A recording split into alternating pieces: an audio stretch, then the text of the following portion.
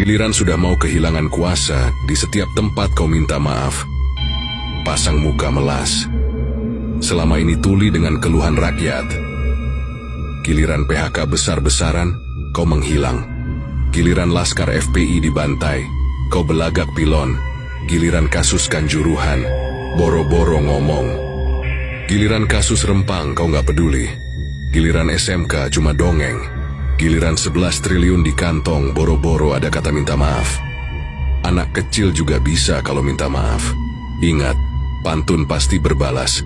Kau tanam angin, badai yang akan kau tuai. Prabowo dan Gibran enggak akur. Netizen tangkap bukti waktu acara HUT TNI. Guys, berita baru nih dari hubungan Prabowo dan Gibran. Sejak kasus akun Fufu Fafa kemarin, banyak isu kalau mereka berdua nggak akur ya guys. Nah, ternyata nih guys, netizen berhasil temuin bukti kalau Prabowo dan Gibran itu kayaknya beneran ada masalah. Jadi, buktinya itu waktu acara HUT TNI ke-79 di Jakarta kemarin guys. Masa nih ya, netizen lihat Gibran tuh bukannya duduk dekat Prabowo karena 2 minggu lagi dilantik, justru dia duduk di belakangnya Didik, anak Prabowo. Wah, mencurigakan nih guys. Anehnya lagi, ada pembatas guys yang bikin jarak duduknya Gibran itu agak jauh. Semoga aja semuanya baik-baik aja ya guys, biar politik kita aman dan tentram. Menurut kalian, kira-kira Prabowo dan Gibran beneran lagi ada masalah apa enggak guys?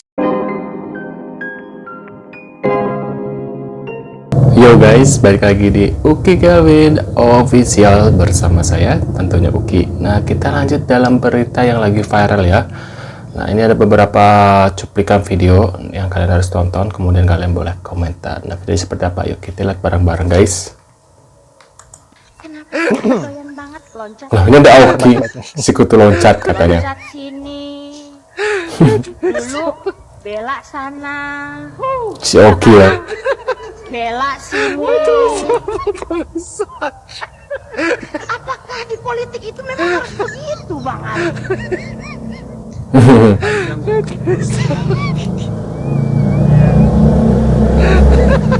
Untuk kepentingan Kebersamaan. untuk kepentingan toleransi, Bener. untuk kepentingan warga negara Indonesia, nyawa kita. Oke, sepertinya mereka tidak percaya, Bang.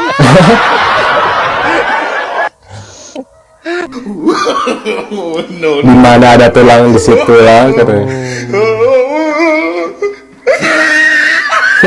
Ngabalin. Buka tembok. Buka tembok.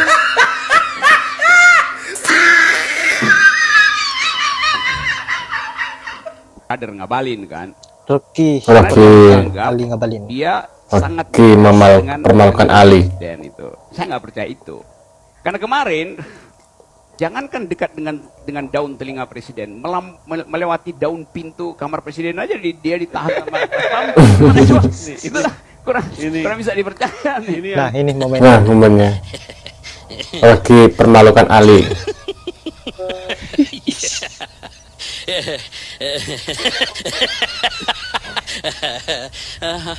Mana? Oh, nggak boleh masuk.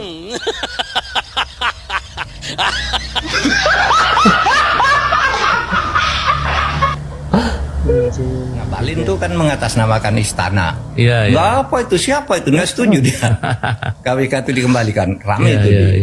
Kan masih ada di. Iya, saya mendengarkan itu. Iya kan, nggak usah itu, ini apa, siapa yang wakili rakyat, macam-macam gitu. Iya. Katanya mewakili istana, meskipun selama 5 tahun saya di istana, saya tidak pernah Pak Ngabalin ini bertemu presiden.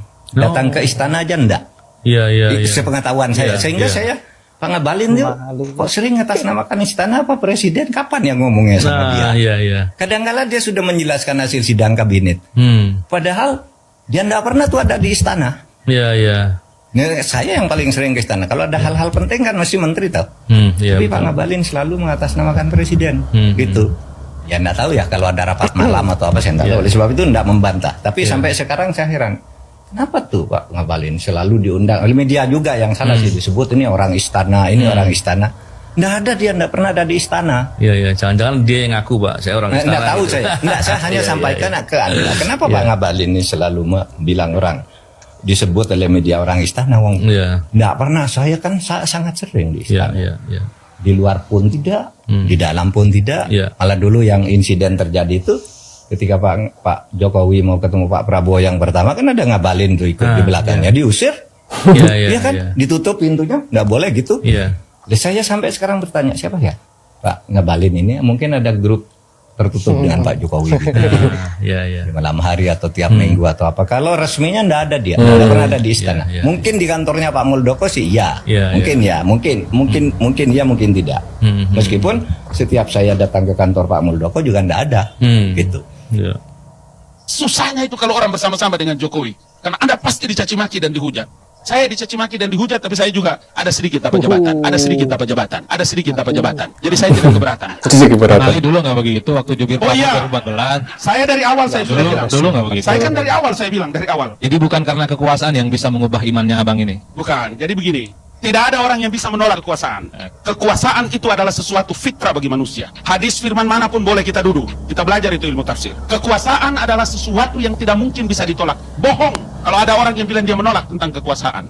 Kekuasaan itu adalah candu. Jadi kekuasaan siapapun secara alamiah kalau tak dibatasi akan membuat seseorang itu lupa diri dan dia akan terus mengakumulasi kekuasaannya, akan mengakumulasi bagaimana keturunan-keturunan politiknya itu dilanggengkan. Artinya dalam state of nature, dalam kondisi alamiah, ada kecenderungan pada diri manusia itu tidak mau kemewahan kekuasaan yang didapatkan. Dalam konteks itulah regulasi itu penting. Kenapa pasca reformasi itu orang bicara tentang bagaimana jabatan presiden itu dibatasi supaya tak ada lagi presiden di negara ini seperti Soeharto yang ingin berkuasa seumur hidup. 32 tahun berkuasa itu pun diturunkan di tengah jalan oleh aktivis-aktivis 98. Pasca itu jabatan presiden hanya dibatasi 2 periode. Itu pun kemarin di 2024 menjelang Pilpres. Ini kan ramai soal bagaimana memperpanjang masa jabatan presiden. Itu apa artinya? Menjadi presiden itu nikmat, menjadi gubernur, bupati, dan wali kota itu nikmat dan nyaman. Karena setumpuk kekuasaan, dia akan memberikan privilege dan kemudahan-kemudahan yang lain di negara ini khususnya. Jadi ini yang saya kira, kenapa kekuasaan itu harus di stop dan ada periodisasinya. Ini untuk menghindari orang sewenang-wenang menggunakan kekuasaan politiknya yang saat ini sedang berkuasa pada level semua kekuasaan, baik eksekutif dan legislatif, itu untuk mengerem dan dia tidak melakukan segala-galanya seumur hidup. Masa orang-orang baik seperti saya dalam istana juga kalian maki-maki sama saya? Berikanlah kekuasaan pada seseorang kalau Anda tahu dia orang baik atau tidak. Ingersoll, Jaksa Agung Amerika 1800-an. Ini parah deh. Oh, momen menyambut Pak Muldoko kayaknya.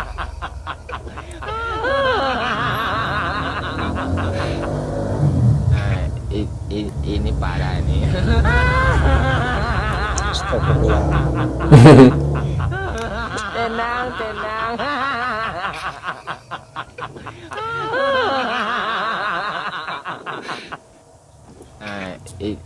Ini parah nih.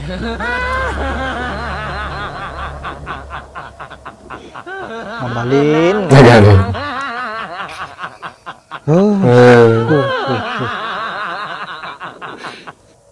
Nah, gimana guys setelah melihat beberapa video tentang ini guys?